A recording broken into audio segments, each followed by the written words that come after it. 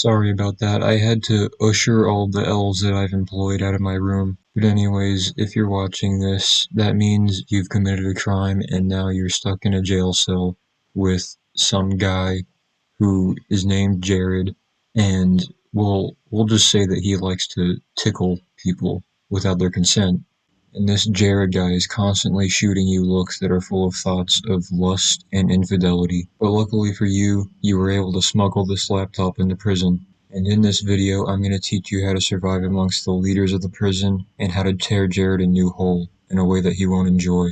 And after I finish teaching you about all of that, I'm going to teach you how to escape your predicament. Now I know that you're sitting there thinking, oh, what do you know about prison? You've never been to prison. You're a lightweight. You don't know anything about this hard environment. And to that I say, stop opening your crippled mouth. It's rude to interrupt people. I've been to prison on multiple different occasions, especially during my childhood.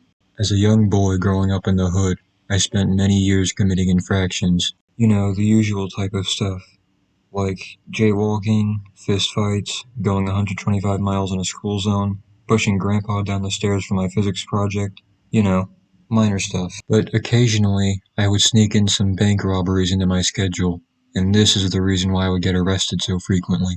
However, each and every single time, I managed to make my escape. And after hearing all of that, if you still doubt my knowledge of prison, you can go ahead and take your chances with Jared, who's currently breathing down your neck. But if you're in, let's go ahead and figure out how to fix that whole Jared problem. Now first things first, every prison has a merchant.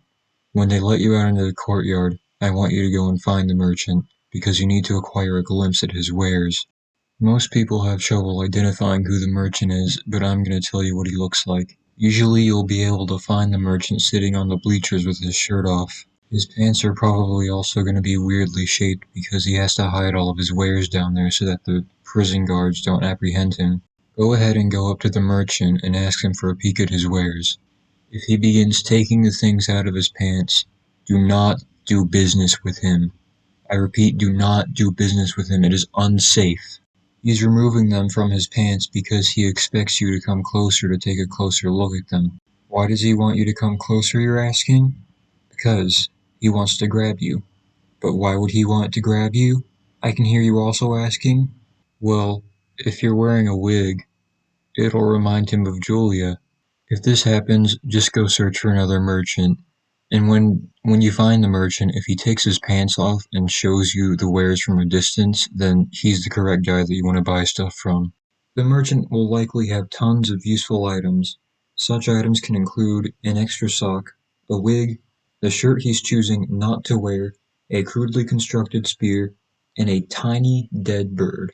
Go ahead and snag that dead bird from him. The tiny dead bird is probably going to cost you around 10 bottle caps, which I'll teach you how to get bottle caps later on. Now that you have the tiny dead bird, it's about time we finally deal with your new roommate, Jared. So now we're going to go ahead and deal with him. Take the tiny dead bird and hide it in his pillowcase. Now you're just going to have to wait. Eventually, Jared will contract an uncurable disease.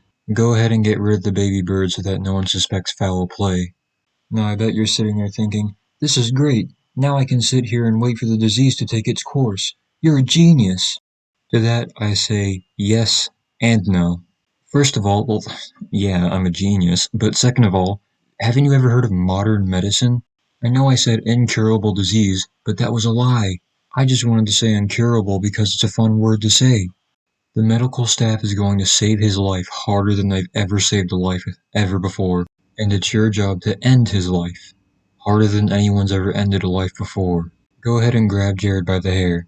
Bring him over to the toilet and give him Who's texting? Anyways, go ahead and grab Jared by the hair and bring him over to the toilet. And then just give him swirlies over and over again. Don't worry, eventually he'll forget how to live. Also, one thing I forgot to mention, the toilet may not have enough water in it. Just pee in it whenever you can, and make sure that no one flushes it. And don't worry, the police are very dumb. When they come by, they're just gonna see the scene and they're gonna just think that he was dumb and tripped and had a very comical death in the toilet. Congratulations, now you can sleep at night without having to listen to the sweat drip off your roommate's fat rolls. Now comes the next big step in your prison adventure. You're gonna be entering the prison economy. You now owe the prison merchant 10 bottle caps. And now I'm going to teach you how to get those bottle caps. You can get bottle caps with a variety of different methods. One of the methods is by giving your food to the big guys at the prison. You know, they're bullies, they'll take your food, but if you offer it to them, they'll actually give you bottle caps for it. You can also get bottle caps by playing games of basketball. Occasionally, there will be a game of basketball where the contestants will bet something on the game. And lastly, the most efficient method, you can put on a wig and remind someone of their past lover. The way I usually do it is I just give my food to the big people in charge, and occasionally I'll win a game of basketball because I am actually pretty tall. But I mean, you can do whatever you want. So now that you've entered the prison economy, I'll teach you how to escape. So the next thing you want to do is go see the merchant again. By now he will have restocked all of his items and is ready to sell you more things. More than likely he's going to have a stick of chalk with him. Go ahead and buy this stick of chalk. You're going to be using that. Go ahead and take that chalk back to your prison cell. Now if you're a Christian like me, this next step may be a little hard, but if you want to escape from prison, you gotta do what you gotta do, man. Go ahead and grab that chalk and draw a pentagram on the ground. I taught you how to enter the prison economy, now I'm gonna teach you how to enter the underworld economy. When you dealt with Jared, you weren't just dealing with some guy who was annoying you, you were also acquiring soul credit. Trust me, I'm not an emo, that's just what it's called. One credit isn't that much, but still, you can use it to purchase one demon with a deficit. The demon you will be summoning is named Ted. Ted has autism. However, Ted will still be able to sufficiently beat anyone who stands in your way of escape. However, there's still one problem. Ted is a child. You have to raise him, because if you send him out there right now, it's gonna look like Bill Cosby having a normal interaction with his wife. But luckily, it's not too hard to raise him. Just set aside lunch a couple of times, and after about 2 weeks, he should be prepared to help break you out. So go ahead and bring Ted to the courtyard and set him loose. Since Ted is autistic, he's what we would call a sped demon. That means he's going to start flailing around and doing a whole bunch of demon things. All of the prisoners, the prison guards, pretty much everyone is going to start panicking. Not because of the demon things, but because of the autistic things.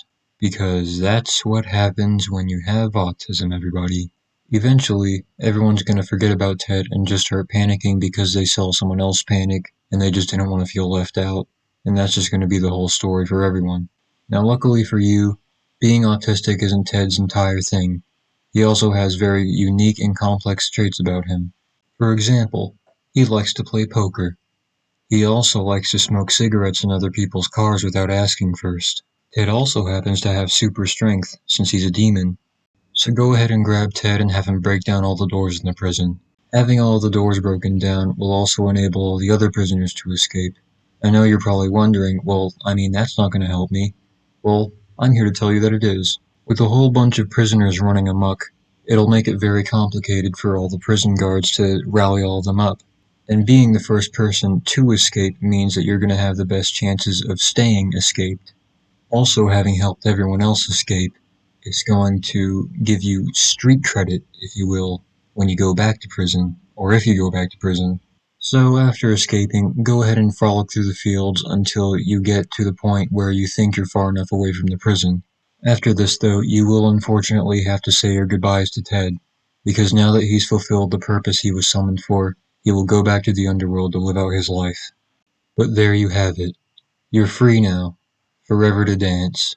And if you found this tutorial to be useful, go ahead and stick around next week when I teach you how to give that pesky gerbil of yours some proper adhesive. Thank you for watching, and I hope you have a good day.